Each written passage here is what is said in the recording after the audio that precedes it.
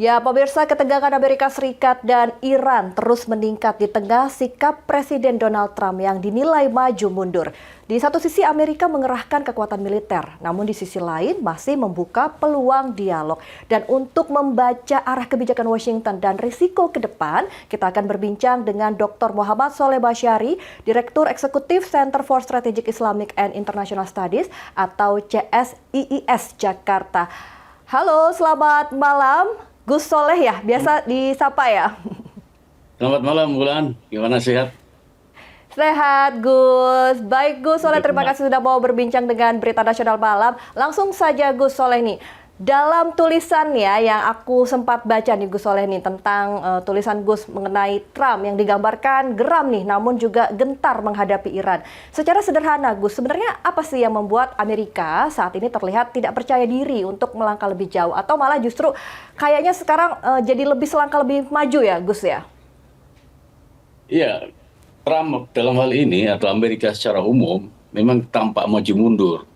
Satu itu. Kemudian kedua, ketika mereka mengerahkan sejumlah kapal induk, kemudian yang di-backup oleh pesawat tempur F-16, F-35 dan macam-macam, tapi mereka ternyata juga tidak memberi efek deteren, tidak memberi efek gentar terhadap Iran. Kenapa? Sejak perang Afghanistan yang hampir 20 tahun, dari tahun 2002 sampai 2021, Amerika tidak pernah berani perang terbuka.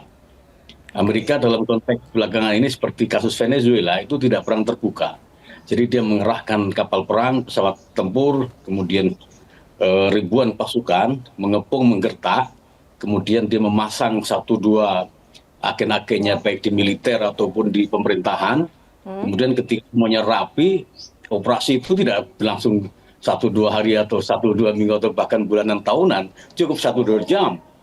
Di Venezuela itu hanya 2 jam, kemudian Presiden Maduro diambil, selesai persoalan. Kenapa? Karena Amerika tidak pernah berani ambil risiko perang terbuka seperti di Afghanistan. Risikonya adalah kehilangan banyak serdadu, ribuan serdadu, banyak pesawat tempur, banyak amunisi dan macam-macam, termasuk biaya yang jutaan dolar. Nah, tampaknya dari peristiwa Afghanistan itu mereka mengubah pola dengan cara adalah satu mengepung, kemudian kedua adalah menanam orang-orang sebagai agen Amerika. Ketiga, dengan pasukan yang rapi mengepung satu titik, kemudian ada organ-organ mereka yang di dalam pemerintahan atau militer setempat, maka kemudian efek jera atau efek getarannya tuh bisa dirasakan, kemudian menyerah tunduk. Ternyata itu tidak berlaku di Iran. Ya. Karena Iran boro-boro dia mengikuti arahan Amerika untuk bergabung ke meja perundingan, tapi angkatan bersenjata mereka justru jauh-jauh hari sudah menentang bahwa setiap sekecil apapun serangan pada bangsa Iran itu adalah tantangan untuk perang dalam skala besar. Kurang lebih seperti itu. Oke, baik Gus, tadi cukup menarik ya Gus mengatakan bahwa Amerika mengerahkan armada ke Teluk, namun Trump atau Amerika ini juga menyatakan tidak ingin konflik terbuka. Nah, ini sebenarnya apakah sebuah strategi menekan Iran atau tanda opsi militer penuh sangat berisiko seperti yang tadi Gus sampaikan? Ya, ketika di Venezuela, kemudian terakhir di Syria, di Libya dan di Irak, itu tidak ada sama sekali perlawanan dari Venezuela, dari Irak, dari Syria ataupun dari Libya. Mereka ketika pasukan Amerika datang seakan-akan malah gelar karpet merah. Jadi tidak ada perlawanan sama sekali. Sebenarnya kan yang diinginkan oleh Amerika terhadap Iran itu seperti itu. Ternyata Iran ini bukan bangsa yang mudah digertak. Ya. Dan mereka terbukti bahwa sejak tahun April 1980 sampai sekarang, berarti sekitar 45 tahun, mereka diembargo, mereka diblokade secara ekonomi, secara politik, bahkan secara militer. Bangsa ini semakin eksis. Bahkan terakhir kemarin mata uangnya, rial Iran itu dijatuhkan sedemikian rupa, sehingga $1 itu sebanding dengan 42.300 lira rial. Jatuh tapi sekali berarti ya. Iya, tidak goyah. Mereka tetap aja bertahan sebagai bangsa, tetap gagah. Kemudian ketika transaksi atau bisnis dengan dunia lain, kayak dengan Rusia terkait gandum terkait dengan software, baik software militer maupun software sipil dari China, mereka melakukan barter dengan minyak. Jadi bangsa ini tidak bisa dijatuhkan dengan menjatuhkan nilai mata uangnya, nilai kursnya, tidak bisa digertak dengan dikepung dengan semua angkatan, semua matra angkatan bersenjata, laut, udara dan darat, tetap aja kuat mereka ini. Oke. Berarti Iran cukup atau sangat kuat begitu ya. Dan Gus, Iran ini berarti kan tegas sekali ya menyatakan setiap serangan akan dianggap sebagai perang skala penuh begitu ya. Nah, ini seberapa serius ancaman ini dan apa dampaknya bagi kawasan, Gus?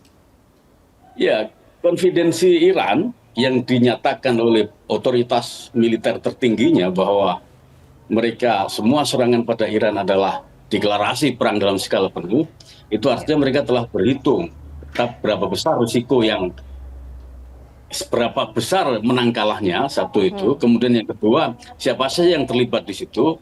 Ketiga, dia juga berhitung bahwa tentara-tentara Amerika itu kehilangan moral force atau spirit force-nya. Kalau dalam bahasa mereka itu ruhul jihad, tidak punya semangat perang yang seperti bangsa Iran. Mereka tidak ketakutan untuk mati di medan tempur. Beda dengan tentara Amerika, mereka ketika penugasan PBB atau penugasan di daerah-daerah militer di negara-negara lain, mereka tetap aja mereka berharap pulang kepada keluarganya. Di Iran, tentara serdadu Iran tidak ada seperti itu. Medan tempur taruhannya nyawa, kembali atau menang, atau meninggal, atau gugur dalam pertempuran. Amerika nggak ada spirit seperti itu.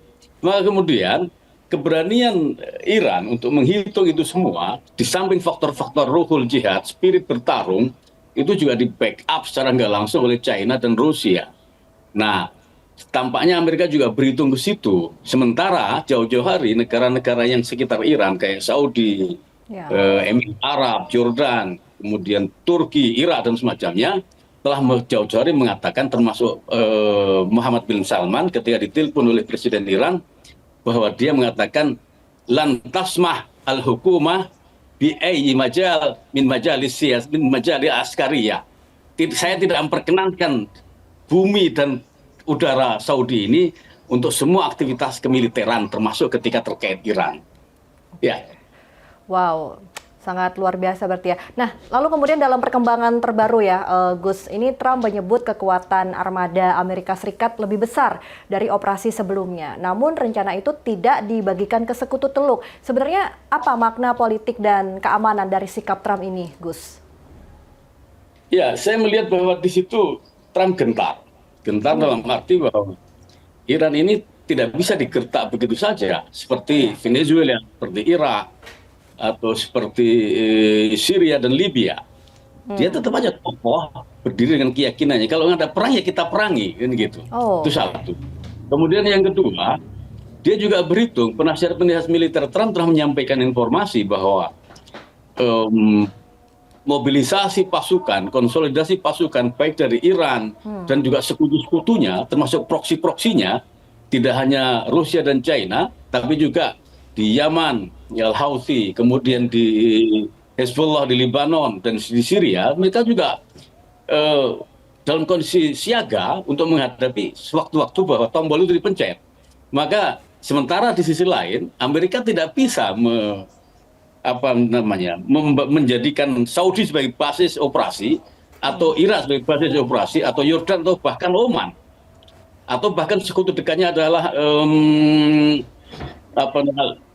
sekitar situ. Nah, kemudian Bahrain juga tidak mau. Nah, kalau kemudian sekutu-sekutunya tidak siap, sementara dia hanya mengerahkan pasukannya, kemudian pusat komandonya di kapal Indo Abraham Lincoln, otomatis berbahaya sekali ini. Wah. Jauh-jauh hari Iran sudah mengantisipasi kalau pusat komando di Abraham Lincoln, maka skoci-skoci kecil yang kemudian dikamuflase menjadi kapal nelayan atau kapal-kapal lain, itu bisa menyerang rudal dari bawah laut, dari samping, dan semacamnya. Kalau saya melihat bahwa Abraham Lincoln atau semua kapal Indo-produk Amerika itu sebenarnya kan bukan menjadi kekuatan atau efek deterrent, itu justru jadi beban jadi angkatan mereka, angkatan perang mereka. Kenapa? Karena begitu Abraham Lincoln melakukan mobilisasi, konsolidasi, pergerakan, itu justru dikawal, justru diantisipasi. Jangan sampai ada serangan-serangan masuk ke dia. Nah ini kan kemudian penugasan untuk mengawal, untuk mengamankan Abraham Lincoln satu sisi, itu mengurangi sekian persen dari kekuatan utama angkatan perang mereka. Jadi menurut saya kalau pusat komando di Abraham Lincoln itu justru jadi beban, bukan kemudian justru sebaliknya itu akan bermanfaat bagi kekuatan atau mobilitas mereka seperti itu. Wow, cukup menarik juga ya. Tapi benar nggak Gus, di saat yang sama itu Iran juga mengirim sinyal negosiasi ya lewat Rusia, Qatar, kemudian Mesir. Namun tetap siaga militer. Dan ini apakah sebenarnya strategi menahan serangan atau memperkuat posisi tawar Iran, Gus? Iya, itu bisa dua-duanya, bisa posisi tawar, bisa juga bahwa mereka di tengah persiapan atau mengantisipasi buying time kapan Amerika menyerang, itu ada kesempatan dalam hal ini adalah meredakan ketegangan kawasan. Jadi regional Timur Tengah itu gimana supaya kondusif, saya pikir itu pertama. Kemudian yang kedua, itu juga sebagai test water, sebagai alat ukur sebenarnya bagaimana sih sikap tetangga tengah Iran, terutama yang berdekatan, Saudi, Turki, Irak, Jordan, dan juga Emirat. Nah, itu untuk mengukur bahwa kalau kemudian terjadi eskalasi yang liar, tidak bisa dikendalikan, apakah mereka menginginkan itu, ataukah mereka negara-negara yang makmur, negara-negara petrodolar, negara-negara yang tidak kekurangan apapun itu mau negerinya hancur, mau ekonominya kemudian turun, mau kemudian lulang tak ikut perang semua. Itu dari sisi regional, kawasan regional. Belum lagi kalau ditarik ke soal geopolitik dunia, otomatis pemicu bahwa ada yang menyebut itu nanti akan memicu pergolakan di seluruh dunia, bahkan pemicu perang dunia ketiga. Nah, saya pikir diplomasi yang dilakukan oleh Iran untuk nelpon, untuk berkomunikasi ke tetangga itu lebih pada kepentingan kawasan, bukan dalam konteks memenuhi keinginan Trump untuk mereka untuk ikut dalam meja perundingan yang ditawarkan konsep dan konteksnya oleh Trump. Saya pikir gitu. Oke, jadi bisa dibilang mungkin Arab Saudi, kemudian negara Teluk yang mungkin terlihat berhati-hati gitu ya Gus, dan tak ingin terlibat langsung. Ini berarti adalah bentuk mereka dalam meredam atau memang justru untuk mendorong eskalasi tadi Gus? Pertanyaan menarik sekali. Kalau jelas kan dua-duanya, baik eskalasi maupun meredam, itu kan bikin Trump dan Amerika secara umum mati langkah. Kita tidak melihat dalam 1, 2, 3 hari belakangan ini pergerakan yang mencolok yang dilakukan oleh Amerika, yang dilakukan oleh para serdadu Amerika. Setelah mengirim Abraham Lincoln, ya sudah tidak ada pergerakan apapun. Bahkan justru ketika datang, Iran, Rusia, dan Cina mengadakan latihan angkatan perang angkatan laut bersama.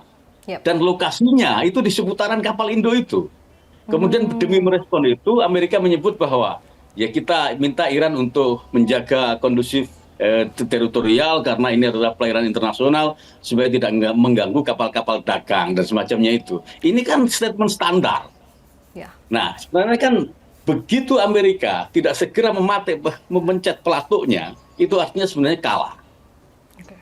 Jadi Amerika ini udah kalah ketika dalam kondisi tidak menentu seperti ini. Pertama mereka ragu meski geram. Kedua, mereka udah keluar biaya banyak, konsolidasi luar biasa, gertakannya tidak mempan. Jadi kalah Amerika ini. Jadi masih kuatan Iran begitu ya. Oke Gus, selanjutnya ketegangan ini kan juga terjadi saat Iran dilanda aksi protes besar ya di dalam negeri. Nah, seberapa besar Gus kondisi domestik Iran memengaruhi sikap keras Khamenei atau pemimpin di Iran ini terhadap Amerika Serikat? Ya, untuk melihat Iran itu kita harus membandingkan dengan demo-demo di Indonesia, demo-demo di Venezuela, atau di tempat-tempat lain yang digerakkan oleh agen-agen Amerika. Nah, kabarnya bahwa demo-demo yang kabarnya memakan sekian ribu nyawa di Iran itu digerakkan oleh agen-agen Mossad dan agen-agen CIA. Konteksnya adalah untuk menjatuhkan Khomeini. Tapi kan sampai sekarang Khomeini tetap masih kokoh. Kenapa? Pertama karena Amerika tidak bisa menyusupkan agen-agennya di tubuh militer Iran. Kemudian yang kedua, Amerika tidak bisa menyusupkan agen-agennya di tubuh kabinetnya Khomeini. Nah, ketika dua hal ini gagal, maka kemudian demo-demo itu cukup diatasi dengan menonaktifkan semua jaringan internet, kemudian tidak ada komunikasi sama sekali, antar komandan komando di lapangan, korlap di lapangan tidak bisa berkomunikasi, ya sudah terhenti, akhirnya bubar. Belum lagi kemudian janji-janji Trump untuk mengirim bantuan para demonstran, ternyata juga nggak ada, zonk. Jadi ya sudah, nggak efektif itu. Jadi, silakan. Ya, boleh dilanjutkan Gus, tidak apa? Ya, jadi mereka gagal melakukan konsolidasi ketika para demonstran itu dalam lebih dari seminggu mengepung di semua kota-kota besar di Iran, di Teheran terutama, dan itu ribuan bahkan ratusan ribu orang, korbannya adalah ribuan. Kemudian mereka gagal mengkapitalisasi demonstran yang luar biasa besar ini untuk mengganti rezim. Maka kemudian ketika pola pertama, konsolidasi demonstran ini gagal, dikirimlah kemudian Abraham Lincoln ini, kapal induk, kemudian dibarengi dengan mobilisasi pasukan dengan jumlah besar. Tetapi sama sekali tidak efektif, tidak tergertak Iran, dan sejatinya begitu Amerika terus berhitung, begitu Amerika terus buying time, menunda-nunda waktu, itu artinya mereka kalah sebenarnya. Oke. Ya. Wah, seru juga ya ternyata. Gus, tapi dengan tadi yang Gus bilang tidak efektif, kemudian juga ditambah dengan diplomasi yang belum jelas, kemudian tekanan militer yang meningkat, dan situasi dalam negeri Iran yang rapuh, menurut Gus sendiri, kemana sebenarnya arah hubungan Amerika Serikat dan Iran dalam waktu dekat, Gus? Iya, ketika Amerika memutus hubungan diplomatik dengan Iran April 1980 itu sebenarnya mereka bukan berarti sama sekali tidak berhubungan, mereka tetap berhubungan. Jadi kepentingan Iran atau warga Iran yang berurusan dengan Amerika, mereka adalah digaransi atau pengurusan visa administrasinya lewat Swiss. Sementara orang-orang Amerika yang mau berhubungan dengan Iran, baik urusan diplomasi, bisnis, dan macam-macam, yang garansi atau pemvisaannya lewat Pakistan. Jadi mereka ini sebenarnya tidak putus-putus banget begitu, beda dengan Korea. Nah, kemudian konstruksinya seperti apa? Amerika ini sebenarnya kan ke Iran tidak benci-benci amat. Kenapa? Karena sebelum revolusi Islam Iran 1979, ketika Shah Reza Pahlavi ditumbangkan oleh Ayatollah Ruhollah Khomeini, Iran itu adalah mitra sejati Amerika. Sebelum ada Abu Dhabi, belum ada Uni Emirat Arab, belum ada Bahrain, Saudi biasa saja. Jadi pemimpin kawasan di Timur Tengah itu yang ditunjuk oleh Amerika adalah Shah Reza Pahlavi, penguasa Iran. Nah, jadi sangat makmur ketika itu. Nah, kemudian ternyata Shah Reza Pahlavi ini digulingkan, tidak nepotisme, despot dan semacamnya, tidak sesuai dengan budaya Islam di Iran, kemudian ditumbangkan secara rame-rame revolusi Islam itu. Nah, dari situlah sebenarnya Amerika geramnya itu di situ. Ini yang boneka yang didukung kok tiba-tiba ditumbangkan. Nah, ini mau diambil lagi sebenarnya. Belum lagi bisikan-bisikan dari Israel bahwa program nuklir Iran itu harus dihilangkan. Kalau tidak mau ya diperangi. Ini kan sebenarnya dalam tanda kutip suruhan Israel, suruhan Netanyahu, Trump ini gitu kan. Ya.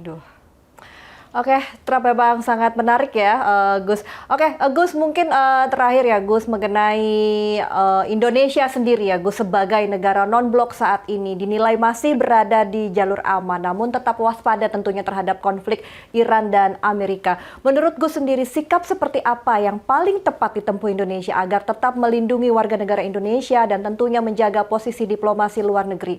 Silahkan, Gus. Iya. Indonesia ini kan negara ASEAN terbesar dan hanya salah satu dari dua negara dari 10 negara ASEAN yang masuk dalam Board of Peace, badan perdamaian yang dibentukannya Trump ini. Selain Indonesia adalah Vietnam. Nah, Vietnam dan Indonesia itu dua di antara 10 negara dengan mata uang terendah ketika dibandingkan dengan kurs dolar. Jadi kalau pertama Venezuela, kemudian kedua Iran, Indonesia nomor 7 terendah. Jadi itu satu. Kemudian yang kedua, pilihan Prabowo untuk masuk Board of Peace, saya melihatnya itu sama persis paralel dengan ketika Prabowo mendorong Menlu Sugiono untuk mendaftar dalam tanda kutip Indonesia dalam BRIC, keanggotaan BRIC. Koalisi bentukan Rusia, Brasil, Rusia, India, China, dan South Africa. Jadi kita harus melihat BRIC ini paralel dengan Board of Peace. Tidak bisa kita memisahkan antara BRIC dengan badan perdamaian bentukannya Trump ini. Ini adalah apa namanya praktik dari politik bebas aktif itu. Kalau kemudian kita masuk BRIC, kemudian ada badan lain Board of Peace kita nggak masuk ke sana, berarti kita ngeblok ke BRIC. Ini bukan politik bebas aktif, tapi justru kalau masuk dua-duanya ini bebas aktif. Kita bisa tahu dinamika di sana, kita juga mengerti apa yang terjadi di sana. Nah, itu kedua. Kemudian ketiga, ketika ada BRIC, itu artinya PBB itu secara power, secara fungsi itu melemah. Sama ketika ada Board of Peace, badan perdamaian bentukan Trump, cara melihatnya juga begitu bahwa PBB ini melemah. Kabarnya kan PBB ini agak krisis finansial, ada sekian triliun karena negara-negara tidak mau berkontribusi, patungan. Nah, kenapa patungan? Ya karena sebagian besar negara yang pro Rusia itu masuk BRIC dan yang pro Trump itu masuk ke Board of Peace. Jadi langkah yang diambil Prabowo itu dalam konteks sekarang itu tepat. Ya. Oke, oh ternyata tepat begitu ya. Ya. Wow. Baik, sebenarnya perbincangan kita sangat menarik Gus, tapi waktu terbatas. Sebelumnya terima kasih ya Gus Soleh atas pemaparannya yang sangat luar biasa. Selamat malam. Selamat malam, Mulan. Ya, baik pemirsa, dinamika hubungan Amerika Serikat dan Iran saat ini memang masih diwarnai tarikan ya antara diplomasi dan tekanan kekuatan. Kita akan terus mengikuti perkembangan isu ini dan dampaknya bagi stabilitas kawasan serta dunia. Dan pemirsa tentunya tetaplah bersama kami di Berita Nasional Malam karena kami masih akan menghadirkan informasi menarik lainnya. Berita Nasional Malam segera kembali.